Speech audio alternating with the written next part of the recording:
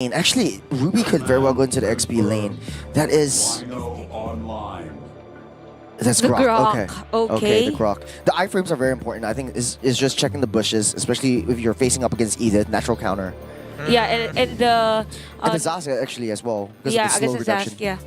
So, this is actually a good pick for FNATIC ONIC. They can go straight into that Nightmare spawn if that's going to be the problem in front of a team fight.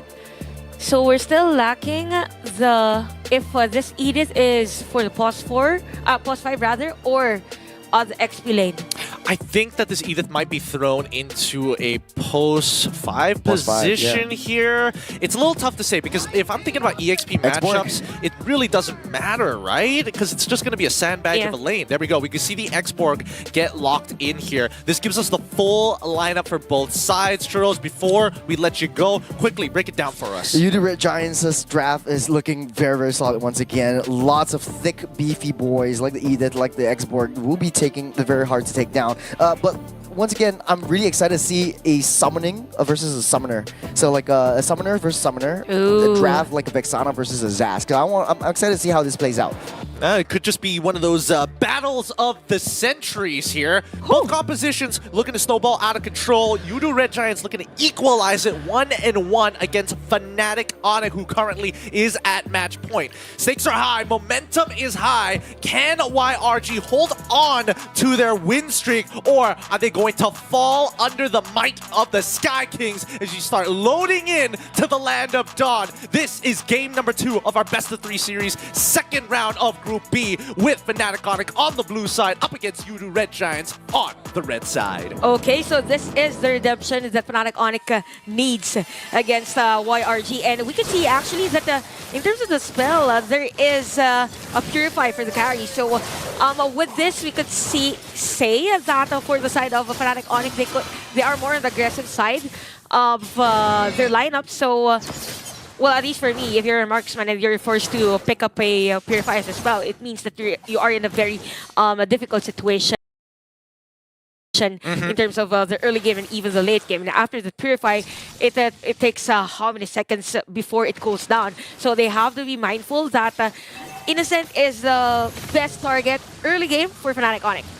Yep, and there's many ways for him to get locked down and just die. San has a means of catching him. CW has a means of knocking him away. Even Kyrie alone. Oh yeah, Kyrie alone. I mean, Kyrie alone, I think there's no argument there. You're basically dead. You just submit to the king at that point. But looking at the player emblems, I'm not seeing any Master Assassins between the two marksmen, which does indicate that they show respect for each other. They're not looking for lane dominance. They're looking to just scale. Yeah, and I won't be surprised if this Gold Raiders would actually prioritize an item that is more on the defensive side, because again, there's a lot of potential for both teams to go for a gank as early as possible.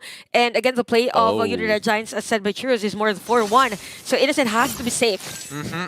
He has to be innocent all the time. I mean, hey, we'll see whether the law is going to catch up to him this time. But I think that right now, Kram is doing a really good job, right? He's already technically gotten a decent trade against Lupti. They will send resources up to the top side because the turtle is about to spawn, and it's really important that both sides hit 4 on time. Yep, and it's also a good thing for both phosphors to be at this lane, so that it will be a lot easier for them to go into this turtle objective, and at the same time, there's a space for our pos 5s to be at level 4 prior the turtle take. So far, since we have a Hayabusa and a Julian, in terms of the levels, same at level 5, and yeah, everyone is at level 4. So be prepared for a heavy deal. Nope, Kiboy is still at level 3 though. Yeah, and pretty early on, Stormy's going to use that Dominator's Ascent, and even the Faraga armor being broken down by the mid lane. Lupti is low, Kram forced the flicker out of there. Lupti losing his own, but in the top side of the map, we find the first kill. SOD connects on to nothing, by the skin of their teeth as the guys finds a double kill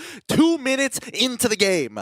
I thought that Kyrie will be back to kill down Yumsa, but there's no shadow there. So it's a nice kill and a play for Red Giants, and at the same same time, the difference in terms of levels, again, Kiboy prior to that play isn't at level 4, while Cram was just in front of everyone using that last Insanity. Yep, it's a pause 5 and an XP lane, but since there's no counter to that play after that last Insanity, everyone from FNATIC ONIC just open for any threat from Udo Red Giants. The counterplay was CW, hit your SOD.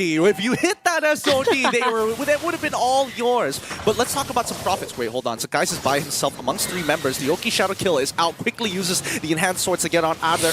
Shadow by yields, good read. Can they find the kill? It's Kyrie. No, they do not. Oh, Stormy is able to get the Mind Eater in time as Cram rotates out SOD to predict Skies. Doesn't find it. A double for Stormy on this Zask. YRG just slightly ahead in tempo. Yep, Stormy's Nightmare Spawn was really on point during that time.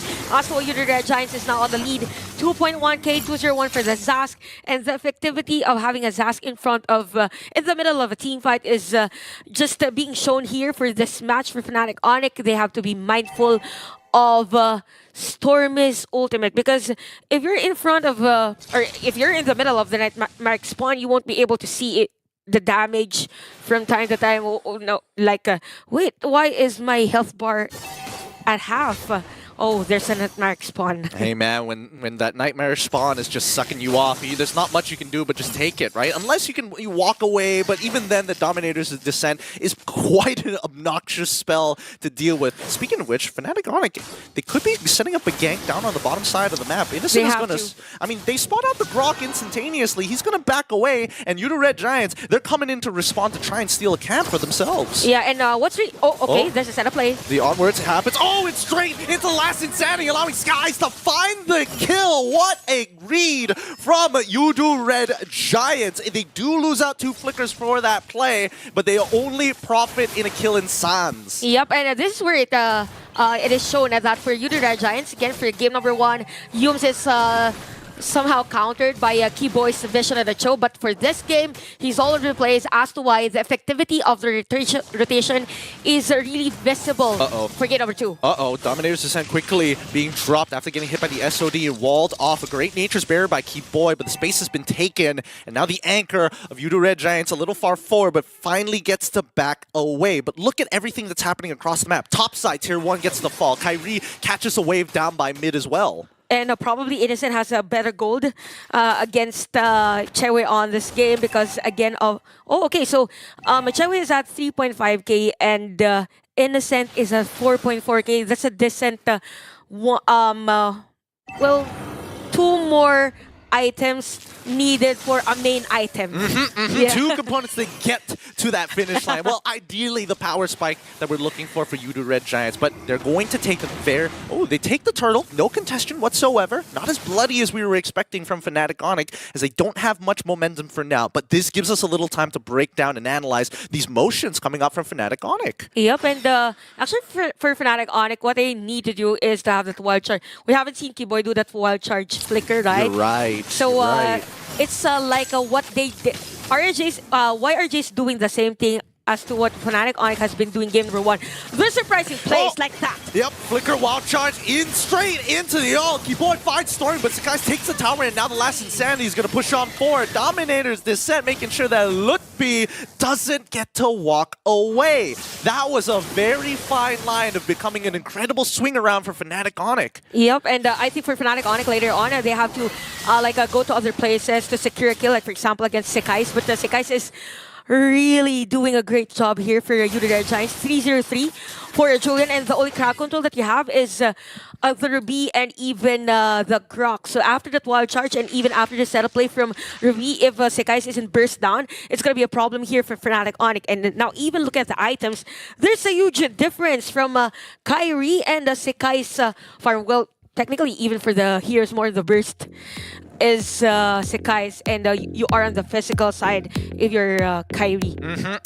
I mean, I wasn't expecting that much of a gold differential. Let's pull Churros in to kind of break this down for us a little bit. So far, the game is very much in favor of YRG. They're walking away with a bunch of kills under their belt, but is this just a ticking time bomb? I think that FNATIC ONIC just needs a lot more time because Ruby needs to come online, especially in terms of tankability. We've seen how fast Loopy was able to be bursted down, especially by Sakai's. But Yudu Red Giants, we said this in the draft, they have a very early game draft. Yeah. They have very thick, beefy boys.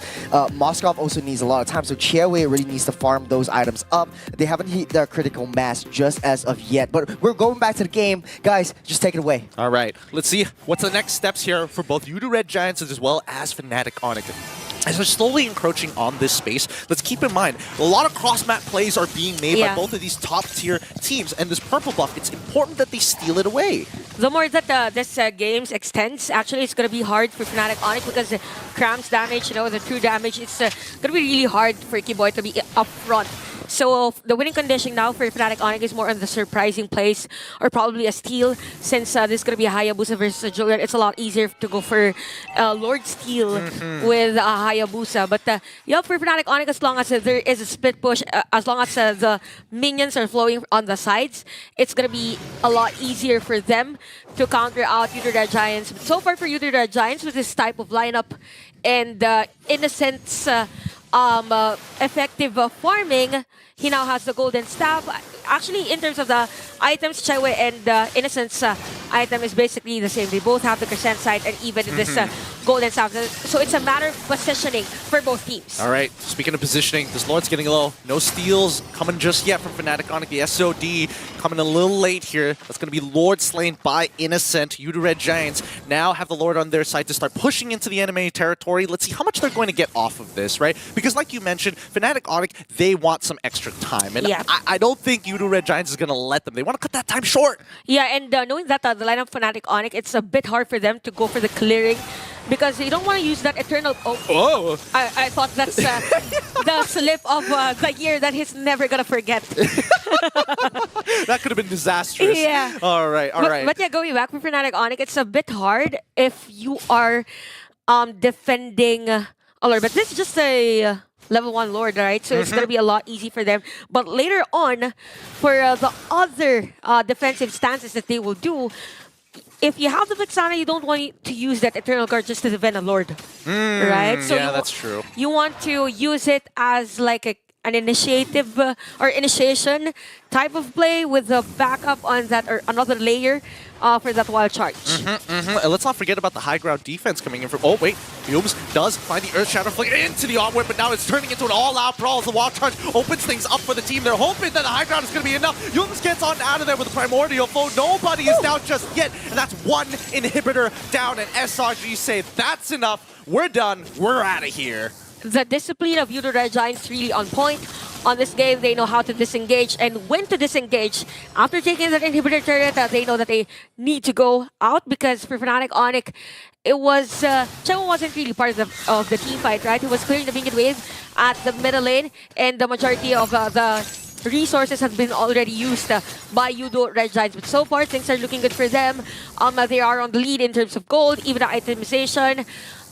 Demon Hunter sword for Innocent on this game, so expect that he'll be hitting Loopy and even Kiboy. Oh, yeah, but even though he's hitting, earlier we were talking about like, oh, there's not too much of a lead between both marksmen, but now that we look at it once again, it looks like, man, Innocent has been a little busy here. I'm not going to say that he broke the law or anything, but he's definitely having more gold than he should. He's almost halfway through to getting a Winds of Nature, and that's a big game changer against an assassin. Yeah, and even actually, we said that the hero or the player that could actually get Innocent is Loopy. Even the item is not meant, or the item, for Loopy is not meant to counter out or to be in front of a carry. So you have to be prepared like something that would negate that the damage per second given by Innocent. So as this game extends, again, for FNATIC ONIC, they need to do their own play. They need not to react on the Yudu Red Giants' aggressiveness, but rather they have to be the ones aggressive. They can do another a contest on this Lord, but it might be different. It's a little hard, right? Kyrie is 2 levels down. It's an 8.8k lead for Yudu Red Giants. They're just going to blitz this down so fast with the help of Innocent already with his core items complete. And now FNATIC ONIC back in the same position like they were before, right? Forced to play to their inhibitors. Yeah, and you see the damage of San's skill against the Cram. It's really hard for Fnatic ONIC to shred this Viraga armor. Imagine you want this Viraga armor to be out or to not be available during a team fight, but since they're lacking on damage, it's really hard for Fnatic ONIC to be in front.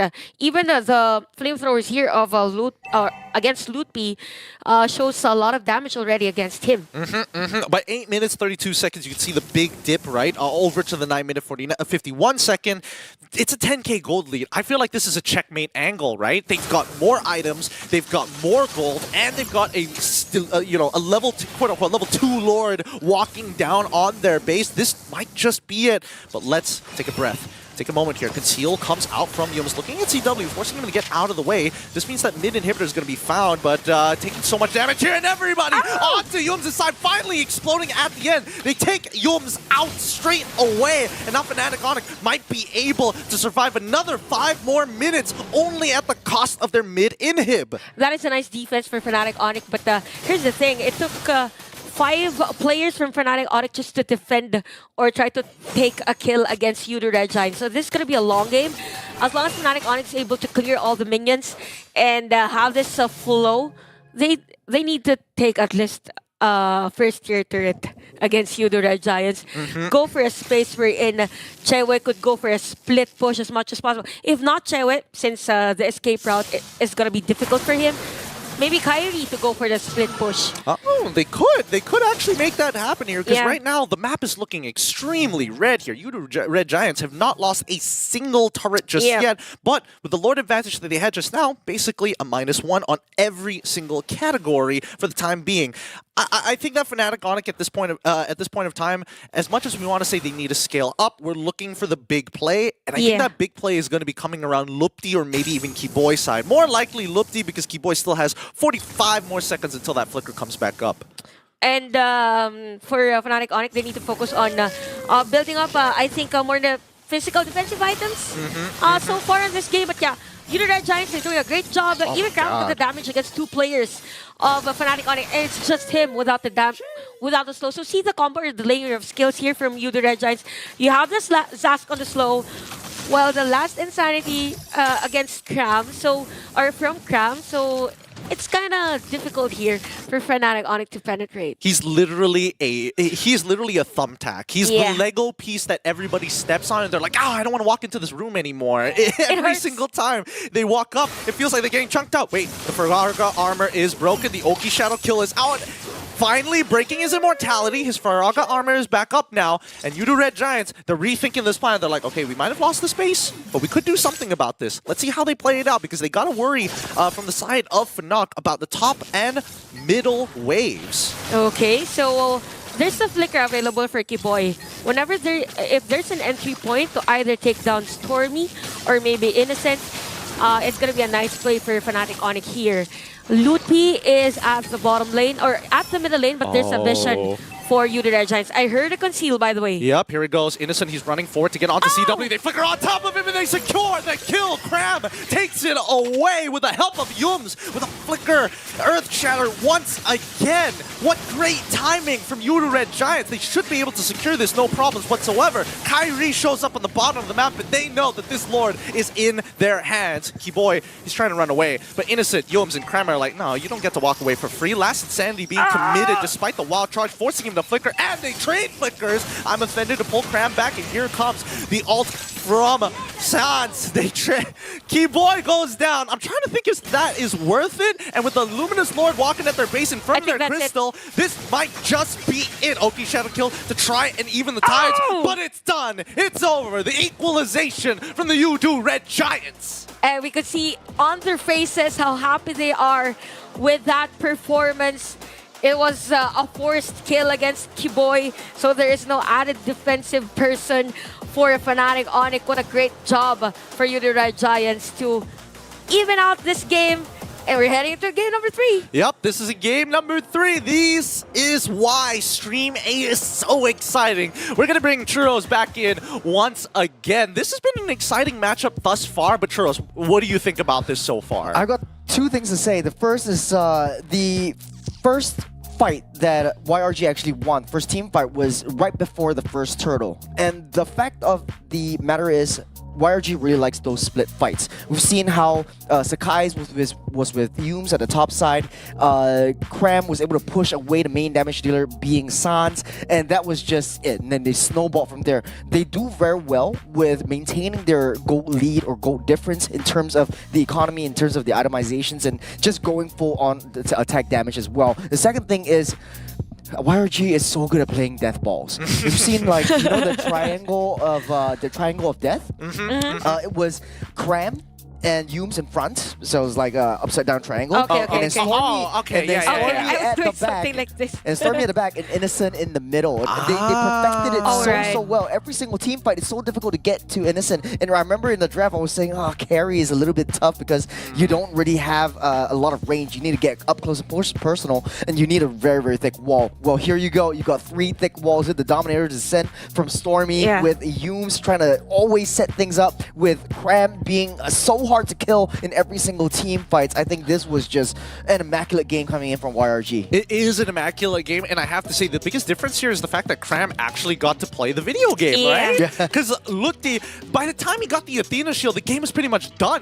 Like, everybody looking at YRG like Cram is at 10k gold. Sakai is past 10k gold. Stormy getting there, but not there yet. Innocent 12k gold. At the end of the game is 11k gold lead. In the middle of the game, it was the highest lead that they had in the mid game was around 7k gold and never went down. And that's what makes YRG such a good team, because they understand their momentum. They're able to ride that wave and surf that wave and just keep increasing. I'm so excited to see that graph because it keeps getting steadier, keeps increasing towards their favor. Yeah, and that's true. And since Cram was able to play his game, like his usual game, not that the game was game number 1, Yumes has this ability and the capacity to, like, be in front of everyone. He's been around Kyrie's buff.